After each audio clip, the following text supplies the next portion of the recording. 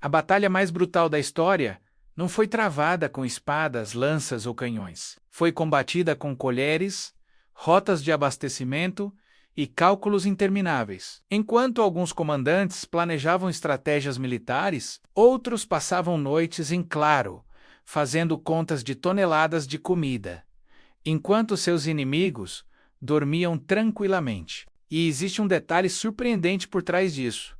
Alimentar um exército costumava destruir mais forças do que romper uma linha inimiga. Quando Alexandre, o Grande, partiu para conquistar o mundo conhecido, ele não estava apenas pensando em táticas de combate. Na prática, ele comandava uma das primeiras operações gigantes de abastecimento da história. E manter centenas de milhares de pessoas alimentadas fazia qualquer churrasco de bairro parecer brincadeira de criança. Se um supermercado atende milhares de famílias, imagine multiplicar isso por dezenas de vezes e ainda garantir refeições para todos em lugares remotos, sem qualquer caminhão de entrega por perto. Os generais da antiguidade lidavam com isso diariamente, e a situação ficava ainda mais caótica porque os exércitos não podiam simplesmente dar uma passadinha em fazendas locais para fazer compras. Eles precisavam esvaziar regiões inteiras para sobreviver. Quando dezenas de milhares de soldados chegavam a um território, eles consumiam tudo rapidamente. Colheitas, animais e estoques de grãos, que deveriam durar meses, eram devorados em poucas horas. Era como um enxame de gafanhotos, só que armado. As cifras eram inacreditáveis. As tropas de Alexandre consumiam milhares de toneladas de grãos mensalmente, o equivalente a milhões de pães.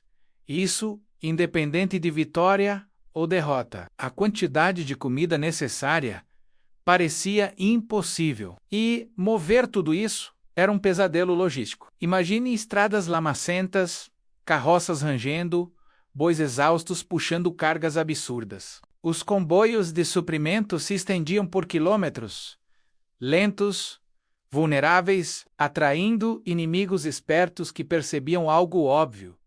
Era muito mais fácil destruir um exército destruindo seu jantar do que enfrentando-o no campo de batalha. Por isso, atacar as linhas de abastecimento se tornou uma das armas mais eficazes da guerra. Os antigos romanos até tinham um ditado famoso: um exército avança segundo seu estômago. Não importa a coragem ou armamento, um soldado com fome não luta.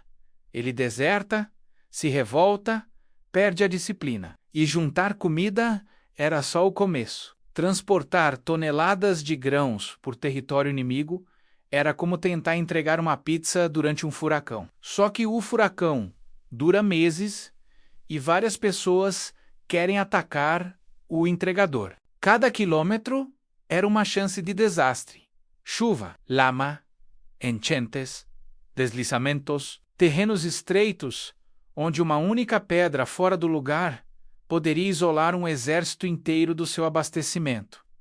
Além da natureza, havia os ataques. Invasores tratavam comboios de comida como buffets ambulantes. Chegavam de surpresa, rubabam, tudo queimavam o resto e desapareciam antes que alguém reagisse. Muitas campanhas vitoriosas acabaram se transformando em derrotas humilhantes por causa desses golpes. A matemática era cruel. Uma legião romana podia exigir centenas de toneladas de suprimentos por mês, puxadas por centenas de bois. E enquanto os soldados conseguiam marchar longas distâncias diariamente, as carroças avançavam a passo de tartaruga. Isso obrigava os comboios a partirem muito antes das tropas principais, quase sempre sem proteção suficiente. Como enviar seu dinheiro do almoço por um bairro cheio de valentões. Aníbal descobriu isso da pior forma ao cruzar regiões montanhosas, onde qualquer acidente podia condenar milhares de homens à fome em condições congelantes. Para sobreviver a tudo isso, os comandantes criaram soluções engenhosas. Alguns exércitos viviam, literalmente, da terra, limpando regiões inteiras. Outros montavam depósitos de suprimentos em intervalos calculados, como um rastro de migalhas. Os mais inteligentes percebiam que controlar estradas e rios era tão importante quanto vencer batalhas. Muitas guerras terminaram não com confrontos épicos, mas simplesmente porque a comida acabou. E mesmo quando o abastecimento chegava ao destino, outro problema surgia: conservar os alimentos. Armazenar grãos sem tecnologia moderna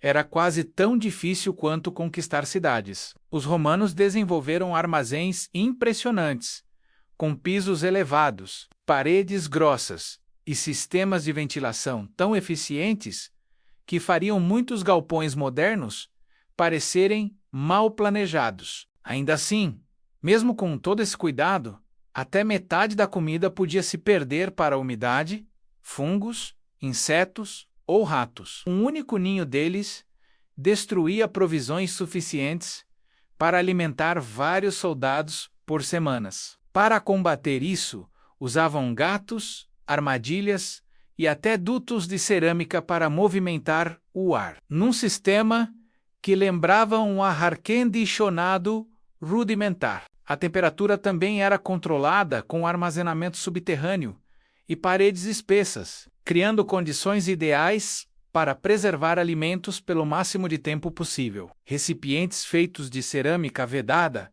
ajudavam a proteger ainda mais os mantimentos. E diferentes tipos de grãos tinham que ser armazenados separadamente, para evitar que uns estragassem os outros. O moral também dependia disso. Soldados lutavam melhor quando sabiam que suas provisões estavam garantidas. Bastava um boato de que algo havia estragado para criar pânico. Mas nem toda capacidade de conservação podia vencer o clima. Em regiões quentes, a carne estragava em horas. Pães mofavam em um piscar de olhos. Exércitos inteiros já perderam enormes quantidades de comida antes mesmo de ver o inimigo. Por isso, antigas tropas aperfeiçoaram técnicas de preservação.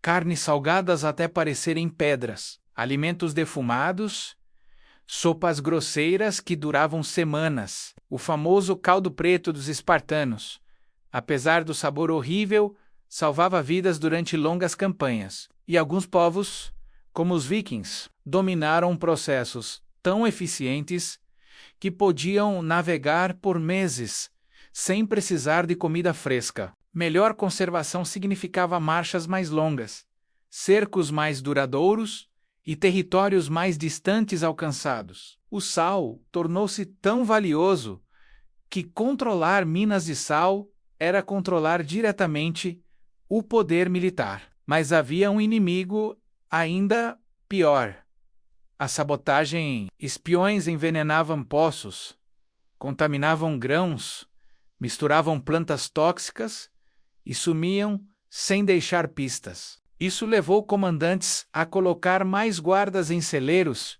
do que alguns castelos tinham em suas muralhas. Um guia local mal-intencionado podia levar comboios direto para emboscadas.